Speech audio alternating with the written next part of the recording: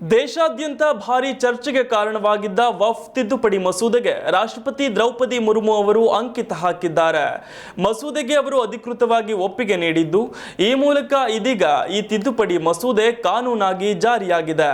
ಹೊಸ ಕಾನೂನಿನಡಿಯಲ್ಲಿ ಲಿಖಿತ ದಾಖಲೆ ಇಲ್ಲದೆ ಯಾವುದೇ ವಕ್ಫ್ ಆಸ್ತಿಯನ್ನ ನೋಂದಾಯಿಸಲಾಗುವುದಿಲ್ಲ. ಅಲ್ಲದೆ ಸರ್ಕಾರಿ ಭೂಮಿಯನ್ನ ವಕ್ಫ್ ಆಸ್ತಿ ಎಂದು ಹೇಳಿಕೊಳ್ಳುವುದನ್ನು ನಿಷೇಧಿಸಲಾಗಿದೆ. ಯಾವುದೇ ಭೂಮಿ ವಿವಾದಿತವೆಂದು ಅಥವಾ ಸರ್ಕಾರಿ ಭೂಮಿ ಎಂದು ಕಂಡು ಬಂದರೆ ಅದನ್ನ ವಕ್ಫ್ ನಲ್ಲಿ ನೋಂದಾಯಿಸಿಕೊಳ್ಳಲಾಗುವುದಿಲ್ಲ. ಇದಕ್ಕಾಗಿ ಜಿಲ್ಲಾಧಿಕಾರಿಗೆ ತನಿಖೆ ನಡೆಸುವ ಹಕ್ಕನ್ನು ನೀಡಲಾಗಿದೆ. ವಕ್ಫ್ ಆಸ್ತಿಗಳ ಸಂಪೂರ್ಣ ವಿವರಗಳನ್ನು ಆನ್ಲೈನ್ ಪೋರ್ಟಲ್ ನಲ್ಲಿ ನೋಂದಾಯಿಸಲಾಗುವುದು ಈಗ ಕಡ್ಡಾಯವಾಗಿದೆ. ವಕ್ಫ್ ಮಂಡಳಿಯಲ್ಲಿ 2 ಮುಸ್ಲಿಮೇತರ ಸದಸ್ಯರು ಮತ್ತು ಮಹಿಳೆಯರ ನೇಮಕಾತಿಯನ್ನ ಖಚಿತಪಡಿಸಲಾಗಿದೆ. ವಕ್ಫ್ ಆಸ್ತಿಗಳ ಸಮೀಕ್ಷೆಯ ಜವಾಬ್ದಾರಿಯನ್ನ ಈಗ ಸರ್ವೆ ಆಯುಕ್ತರ ಬದಲಿಗೆ ಜಿಲ್ಲಾಧಿಕಾರಿಗೆ ನೀಡಲಾಗಿದೆ.